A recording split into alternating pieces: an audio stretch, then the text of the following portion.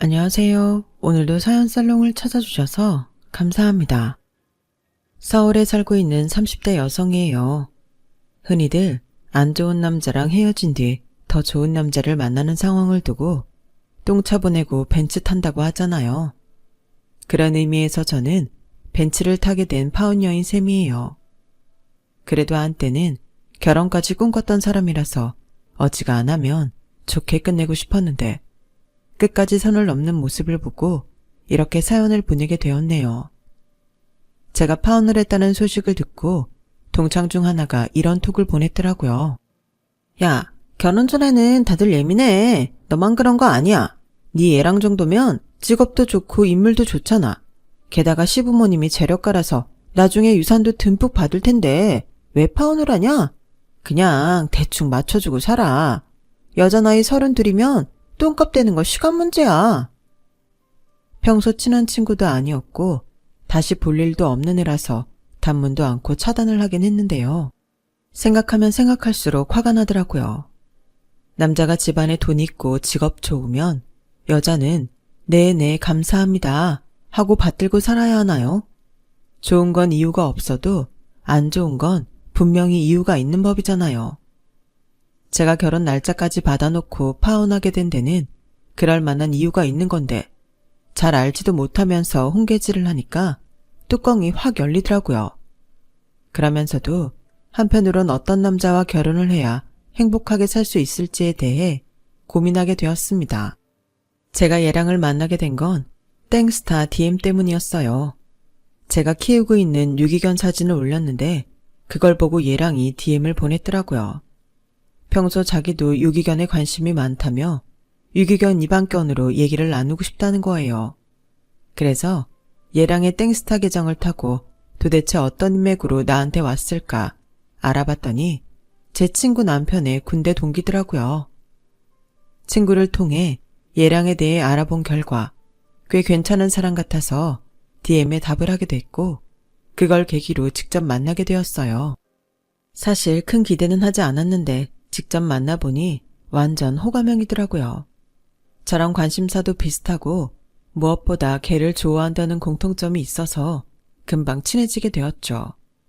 그러다 유기견 봉사활동도 같이 다니게 되고 얘랑의 유기견 입양을 돕는 과정에서 많이 가까워져서 결국 사귀게 되었어요. 대기업 입사시험에도 합격했지만 상대적으로 자기 시간을 더 누릴 수 있는 공기업을 선택했던 얘랑은 축구, 농구도 잘하고 웨이크보드도 수준급일 만큼 만능 스포츠맨이었어요. 활동적인 성격만큼 주변에 친구도 많고 어디를 가든 환영받는 사람이었죠. 이전에 사귀던 남자친구는 인간관계에 폐쇄적인 사람이어서 제가 사람들 만나는 거에 견제를 받았던 터라 그와는 다른 얘랑의 모습에 더 호감이 갔던 것 같아요. 그래서 정말 짧은 기간에 푹 빠져버리게 되었죠. 연애를 한 3년 동안 단 한 번도 싸운 적이 없을 정도로 우리는 잘 맞았어요. 연애 중에 제가 1년 정도 해외 지사에 나가게 된 적이 있었는데 그때조차 얘랑은 저를 안심시켜 주었어요. 당연히 가야지. 자기한테 얼마나 좋은 기회인데. 1년? 길다고 보면 긴 시간이지만 막상 바쁘게 일하다 보면 금세 지나. 여자들은 군대 간 남자친구도 기다리는데 내가 널 고작 1년을 못 기다리겠어. 주말에 월차 껴서 내가 너 보러 가도 되고 여름 휴가 받아서 갈 테니까 너무 걱정 마. 그치만 나랑 떨어져 있는 동안 자기 마음이 변하면 어떡해. 눈에서 멀어진다고 마음에서도 멀어질 정도의 남자라면 끝내는 게 낫지 않겠어? 난 그런 놈 아니니까 걱정 붙들어 매. 처음엔 그래도 혹시나 하는 마음이 있었던 것도 사실이지만 한결같은 얘랑의 태도를 보면서 안심할 수 있었어요. 제가 홍콩 지사에 있는 동안 얘랑은 약속대로 주말을 끼고 월차를 받아오기도 하고 제 생일 때는 바쁜 시간을 쪼개 무박 2일로 다녀가기도 했어요. 그때 내심 이 남자랑 결혼해도 되겠다는 생각을 하게 됐던 것 같아요. 왜 그렇잖아요.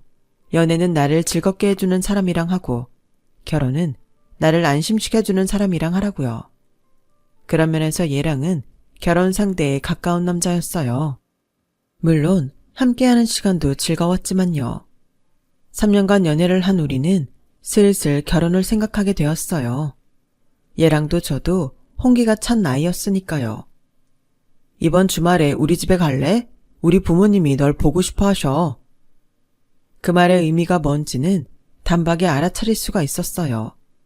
그래서 나름 마음의 준비를 하고 따라 나섰죠. 얘랑의 아버지는 꽤 규모 있는 회사의 부사장이었는데 정년퇴직을 앞두고 계셨어요. 오랜 회사 생활을 해서 그런가 사람을 대하는 데 있어 굉장히 능숙한 면이 있는 분이셨어요. 얘랑과 눈매가 비슷해서인지 처음 뵙는 자리인데도 왠지 낯설지 않았죠. 얘랑의 어머니는 모 여대 가정학과를 졸업하신 분인데 그래서 그런가 꽤 가정적인 분이었어요.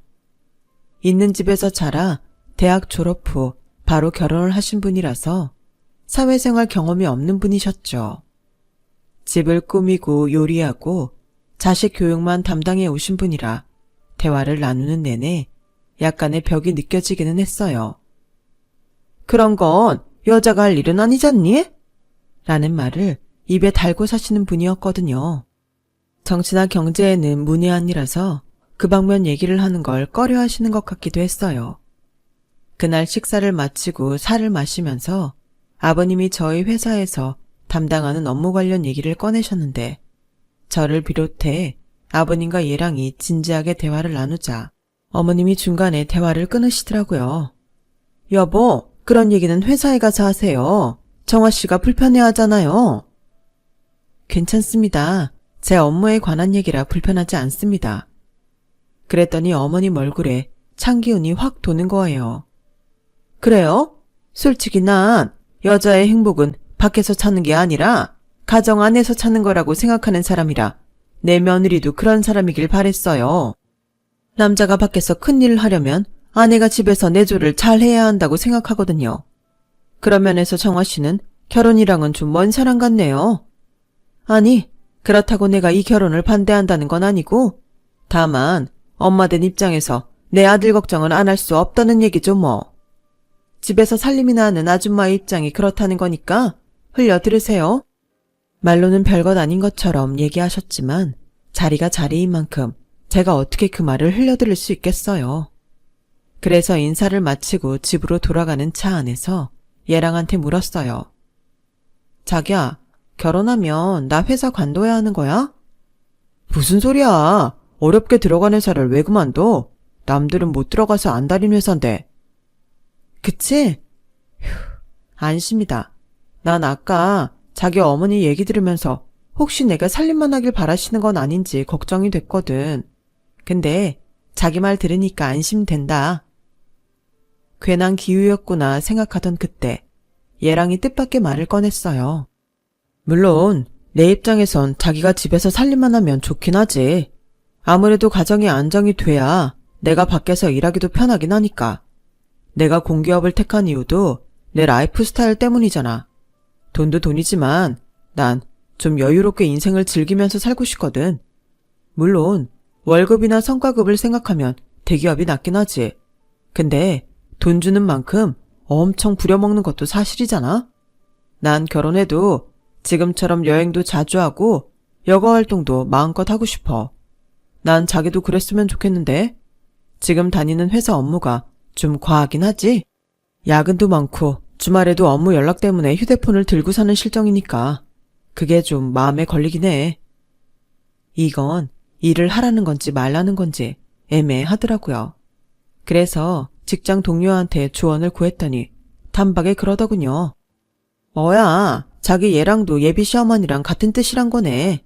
잘 포장은 했지만 결국 같이 즐기고 살려면 네가 회사를 그만두라는 소리잖아. 근데 나라면 땡큐 하고 당장 회사 그만두겠다. 시댁에 돈도 있겠다. 남편값도 돈 잘 벌겠다. 뭐가 걱정이야. 게다가 자기들이 일 그만두라고 하는 건데 나중에 가서 딴소리 하겠어? 난 자기가 정말 부럽다. 받아들이는 사람에 따라서는 부러울 일이기도 하겠죠. 하지만 제 입장에서는 서운함이 더 컸어요. 남자들이랑 똑같이 교육받고 치열한 경쟁을 통해 직장 생활을 하게 됐는데 여자라는 이유로 내 커리어를 다 버리고 집에 들어앉아 살림이나 하라는 소리니까요. 그렇다고 전업주부를 비하하려는 건 아니에요. 각자 자기가 원하는 방향대로 살아야 한다는 얘기죠. 그런 의미에서 예랑과 시어머니는 제 의사는 전혀 존중하고 있지 않다는 게 문제였어요. 지금껏 3년이나 사귀면서 한 번도 제가 일하는 거에 대해 별말 없다가 갑자기 이러니까 뒤통수를 맞은 기분이었어요. 영준 씨, 지난번에 자기가 했던 말에 대해 고민해봤는데 아무래도 난 일을 그만둘 수는 없을 것 같아. 난 지금 내가 하는 일이 정말 좋거든. 그래서 말인데 혹시 내가 계속 일하는 문제가 마음에 걸린다면 지금이라도 이 결혼 다시 생각하는 게 좋을 것 같아. 그게 무슨 소리야. 내가 언제 너 보고 일 그만두랬어? 내 말은 네가 살림을 하는 것도 상관없다는 의미였어. 그리고 그런 정도 문제로 결혼을 관두자는 게 말이 돼? 너한테 내가 그 정도밖에 안 되는 사람이었냐? 아니, 내 말은 그런 뜻이 아니라 영준 씨 뜻이 그런 게 아니라면 미안해. 내가 곡해했나 봐. 참 이상하죠? 얘랑과 얘기를 하다 보니 왠지 제가 나쁜 년이 되는 것 같았어요. 그래서 제가 먼저 사과를 하고 화해를 했어요.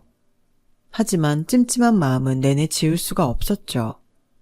저희 부모님한테도 결혼 승낙을 받은 우리는 본격적으로 결혼 준비를 시작했어요. 예비시댁에서 올해 안에 결혼식을 올리길 바라셔서 일정이 빠듯했어요. 그래서 결혼식을 내년에 하자고 부탁을 드려봤지만 어머님은 완강히 버티셨어요. 기왕 하기로 한 거 해넘길 필요 있겠니? 니들 나이가 적은 것도 아니고. 어머님, 그래도 기왕이면 내년 봄에 하는 게 낫지 않을까요? 겨울에 하는 것보다는 그게 나을 것 같은데요. 지금 당장 준비를 해도 예식장 잡는 것도 그렇고 연말엔 업무가 많아서 결혼 휴가 내는 것도 눈치가 보여서요. 그러니까 이참에 회사 그만두면 되잖니. 넌 내 말을 귓등으로 흘린 거니? 네 회사 일 때문에 결혼식을 미루자는 게 말이 되는 소리냐고? 괜히 불똥이 저한테 떨어지는 것 같아서 할 수 없이 어머님 뜻을 받아들였어요. 그리곤 N년차 직장인의 노하우를 발휘해 결혼 준비를 시작했어요. 결혼 예산을 잡고 미리 예약하는 항목과 천천히 준비해도 되는 항목을 나눠 스케줄표를 짰어요. 혹시나 차질이 생길 걸 대비해 플랜 B도 미리 대비해 두었죠. 마치 회사 업무처럼 기획서를 만들고 엑셀 파일도 작성했어요. 1년에 한 번뿐인 결혼을 이렇게 업무의 연장처럼 진행하게 될 줄은 몰랐지만 어쨌든 어떻게 가든 서울로만 가면 된다는 일념으로 달려들었죠. 그렇게 직장 업무와 더불어 결혼 준비까지 하느라 정신없이 지내던 어느 날 엄마한테 전화가 왔어요. 내가 너한테 이런 얘기를 하는 것도 민망하다만 그래도 네가 알아야 할 것 같아서 전화했다. 어렵게 말을 꺼낸 엄마의 얘기를 들어보니 상견례를 마친 시점부터 시어머니가 종종 저희 엄마가 아는 수혜점에 찾아오셨는데 얼마 전엔 카탈로그를 들고 찾아와서는 각종 물건들을 강매했던 모양이었어요. 말로는 아는 지인이 파는 물건인데 물건이 너무 좋아서 그런다며 고가의 그릇 세트부터 저희 집에는 필요도 없는 인테리어 제품까지 수천만 원에 달하는 물건들을 떠넘기신 거였죠. 사부인, 어차피 애들 결혼할 때 혼수 챙겨주실 거 아니에요? 이 물건 사서 혼수로 주시면 되는데 뭐가 걱정이세요? 그릇부터 장식장까지 다 수입품이라서 이런 건 현지가 아닌 이상 우리나라에서는 쉽게 구할 수 없는 것들이에요. 혼수로 가름할 수 있다는 말에 엄마는 제게 주려던 결혼 자금을 털어 물건을 구입하셨는데 얼마 전에 배송된 일부 물건을 받아보시곤 도저히 안 되겠다고 판단하신 거였어요. 물건 질이 너무 떨어지는 데다가 도저히 그 돈을 주고 살 물건들이 아니었거든요. 이건 누구한테 공짜로 주기도 뭐한 한심한 것들이었죠. 엄마, 그걸 왜 이제야 말하는 건데? 그래서 그 돈을 다 시어머니한테 줬어? 그럼 어떡하니? 선불로 줘야 한다고 그 자리에서 계좌이체 시키는 걸. 뭐? 현금 결제를 했다고? 2,500만 원이나 하는 큰 돈을? 그날 퇴근하자마자 불이 나게 엄마 가게로 달려간 저는 가게 안쪽에 쌓여있는 물건들을 보고는 열이 확 올랐어요. 그래요. 수입품은 수입품이었죠. 다만 예비 시어머니가 말했던 이태리 고급 수입품이 아닌 싸구려 중국산이라는 게 문제였죠. 거기다 마감도 엉망이고 심지어 그릇 세트에 그려진 그림은 너무 허접해서 웃음이 날 지경이었어요. 엄마, 이건 내가 어머님 만나서 해결할 테니까 엄만 신경 쓰지 마. 안 그래도 눈앞에 쌓인 일이 한가득인데 예비 시어머니가 벌인 말도 안 되는 일까지 처리하려니 머리가 지끈거렸어요. 아니, 다른 사람도 아니고 사돈한테 물건을 팔 때는 적어도 제품 상태는 확인했어야 하는 거 아닌가요? 그리고 자기 지인을 돕는 거라면서 왜 저희 집에 떠넘기냐고요? 생각할수록 화가 났지만 일단 예비 시어머니를 만나서 얘기를 들어보기로 했어요. 그래서 예비 시어머니한테 전화해서 저희 엄마한테 판 물건 때문에 직접 만나 얘기를 좀 하고 싶다고 했더니 바빠서 시간이 안 난다는 거예요. 그렇다고 물러설 수는 없어서 그럼 제가 얘랑과 함께 대구로 찾아뵙겠다고 했죠. 그랬더니 그제야 시간을 내주더라고요.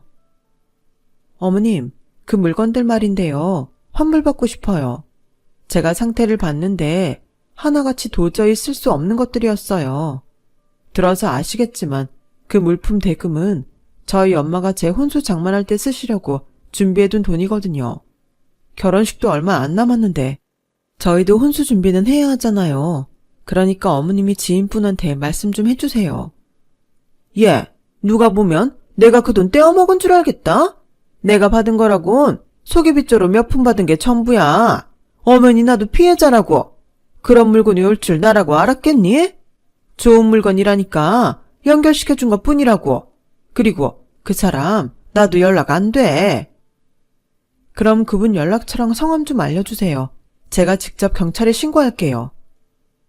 경찰에 신고하겠다고 하자 예비 시어머니는 자기가 어떻게든 환불받아 주겠다며 신고는 하지 말라고 사정을 하더라고요. 그리고 열흘쯤 지나 예비 시어머니가 저희 엄마 계좌로 돈을 보내주었어요. 너 이번 일은 우리 영준이한테 비밀로 해야 한다. 따지고 보면 나도 피해자 아니니 괜히 아들한테 이런 꼴 보이기 싫다. 저도 돈을 돌려받았으니 일을 크게 벌리고 싶지 않아서 그러기로 했어요. 그렇게 사건은 일단락되고 저는 다시 회사 일과 결혼 준비에 몰두하고 있었는데 아빠가 제게 전화를 했더라고요. 그리고는 생각지도 못한 소식을 접하게 되었죠. 뭐? 엄마가 유방암이라고? 그래서 엄마는 괜찮아? 수술하면 괜찮대? 얼마나 심각한데?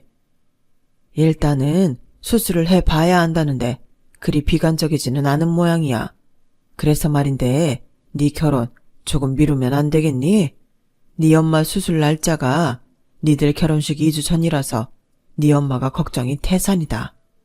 하나뿐인 딸 결혼식에 그걸로 어떻게 가냐고. 이미 식장이랑 다 준비했을 텐데 미안해서 어쩌니? 아빠, 지금 그게 문제야. 내가 영준 씨한테 말해서 일정 조율해볼 테니까 너무 걱정하지 마. 그땐 엄마 걱정에 딴 건 머리에 들어오지 않았어요. 이렇게 된 거 차라리 내년 봄에 하면 되겠다는 아니란 생각도 했었던 것 같네요. 그런데 이게 쉬운 문제가 아니더라고요. 결혼식 일정을 바꾸자고? 자기 어머님 상태가 그렇게 심각해? 수술하고 2주 후면 거동은 하실 수 있을 거 아냐. 자기 그걸 말이라고 해? 병원에서도 수술을 해봐야 한다고 할 정도인데 지금 결혼식이 문제냐고. 그보다는 우리 엄마 상태부터 걱정해줘야 하는 거 아니야? 얘랑의 태도에 순간 화가 나서 버럭 소리를 질렀어요. 그제야 얘랑도 자기가 잘못했다는 걸 깨달았는지 순순히 사과를 하더군요. 아, 미안해. 내가 잠깐 정신이 나갔었나 봐. 그래, 어머님 상태는 어때? 많이 심각하시대? 됐어. 마음에도 없는 걱정하지 마. 암튼 이대로 식을 진행하는 건 무리니까 영준 씨가 자기 어머니 좀 설득해줘. 결혼식 내년 봄으로 미루자고 말이야. 우리가 꼭 올해 안에 결혼해야만 하는 이유가 있으면 모를까. 일단은 우리 엄마 수술이 중요하니까. 그래, 알았어. 내가 집에다 얘기해볼게. 결혼식보다는 사람이 죽고 사는 문제가 먼저인데 설마 예비 시댁에서 안 된다고 하지는 않을 거라고 생각했어요. 그런데 사람 마음이 그게 아니더라고요. 다음날 오후 예랑의 어머니가 저희 회사로 찾아오셨어요. 다짜고짜 얘기를 좀 하자고 하시면서요. 업무 중이라 회사 로비에 있는 카페에서 만나기로 하고 1층으로 내려갔어요. 어머님은 잔뜩 화가 난 표정으로 제 인사도 받지 않으시곤 대뜸 화부터 내셨어요. 네가 영준이한테 결혼식 날짜 바꾸자고 했다며? 네, 저희 엄마 수술이 결혼식 2주 전이라서 어쩔 수 없게 됐어요. 죄송합니다. 아니, 수술 당일도 아니고 2주 전인데 뭐가 문제란 거니? 가슴이 드러나는 것도 아니고 어차피 한복 입으면 다 가려질 텐데 굳이 결혼식을 미룰 필요가 뭐 있냔 말이야. 상식적으로 난 이해가 안 간다. 애초에 자식 결혼 앞두고 수술을 하겠다는 것도 그래. 식 올린 뒤에 수술을 해도 되는 거잖니? 수술 몇 주 미룬다고 큰일이 나는 것도 아니잖아. 어떻게 우리 입장은 생각도 않고 자기들 생각만 하냐고? 어머니, 그걸 말이라고 하세요? 감기도 아니고 암이에요. 아무리 남의 일이라고 해도 그렇게 함부로 말씀하시는 건 아니죠. 수술 날짜 미룬다고 큰일 나냐고요?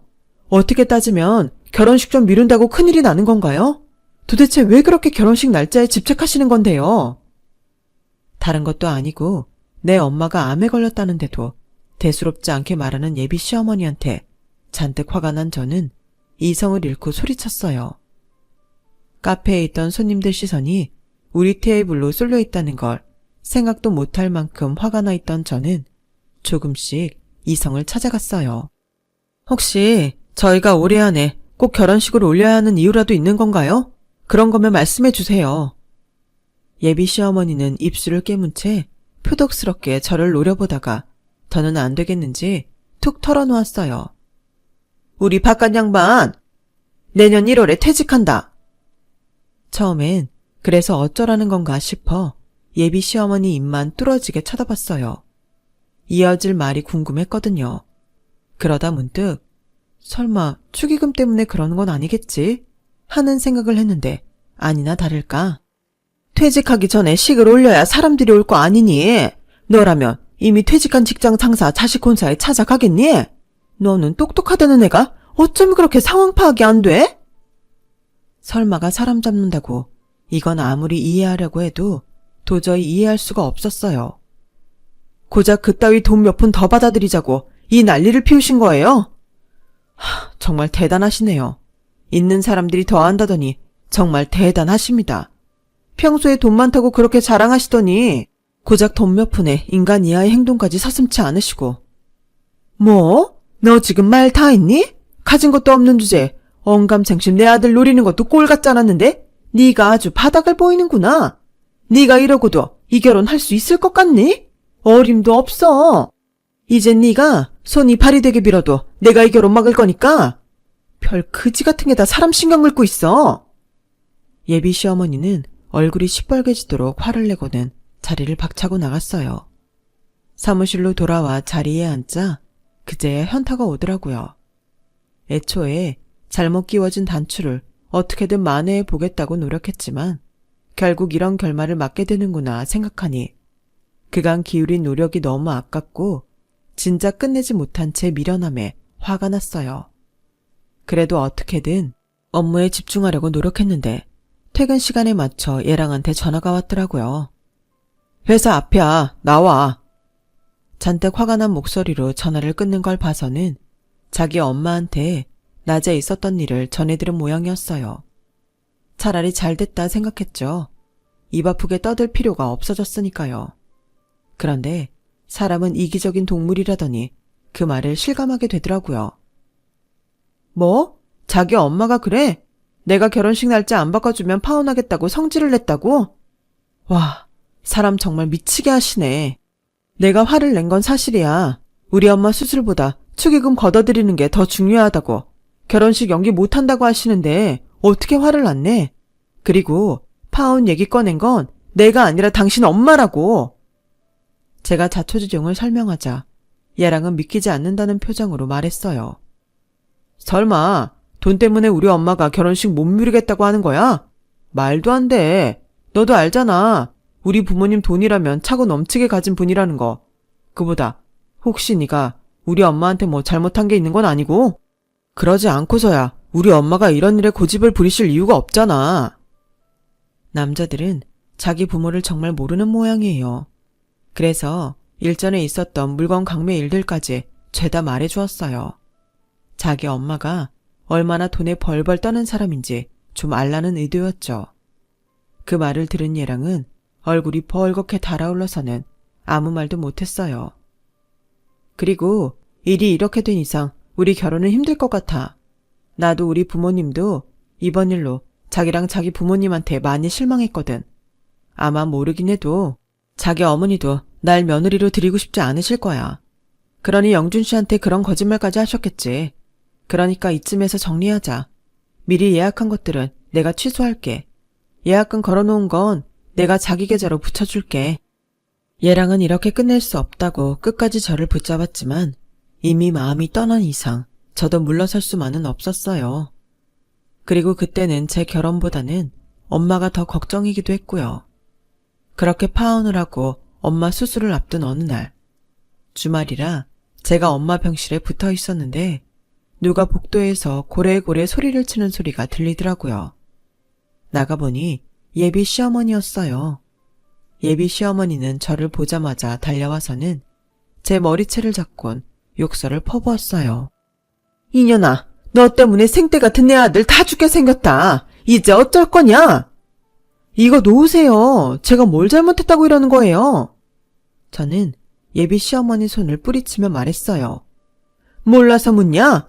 네가 내 아들 꼬셔서 정신 못 차리게 해놓고 날 아주 돈에 미쳐서 아들 혼자 말아먹은 애미로 만들어선 파혼했잖아. 그게 제 탓인가요? 어머님이 돈 욕심에 아들 결혼 파토 낸 건 사실이잖아요. 아버님 퇴직 전에 축의금 걷어들여야 한다고 저희 엄마 암 수술 날짜까지 바꾸라고 말도 안 되는 고집 부렸던 거 기억 안 나요? 그뿐인가요? 어머님이 도박으로 날린 돈 메우려고 저희 집에 싸구려 물건 강매했던 것도 사실이잖아요. 어머님이 나서서 아들 혼자 망치고 우리 사이 끝내놓으신 것도 모자라 이 난리까지 피우세요. 한때 시어머니를 모실 뻔한 분이라 어지간하면 참아드리려고 했는데 저도 더는 안 되겠네요. 당장 사과하지 않으면 폭행으로 고소할 거예요. 뭐라고? 나보고 사과를 하라고? 웃기지 마라 이년아. 사과는 네가 해야지. 당장 가서 내 아들한테 사과해라 이년아. 예비 시어머니는 악착같이 손을 뻗어 제 머리채를 다시 잡으려고 했어요. 그런데 그때였어요. 저희 엄마랑 같은 병실을 쓰시는 환자분 아들이 달려와 저한테서 예비 시어머니를 떼어냈어요. 그러자 예비 시어머니는 그 남자를 보고는 기가 막히다는 듯이 웃더라고요. 하! 이년이 남자가 있어서 내 아들을 버린 거였구나.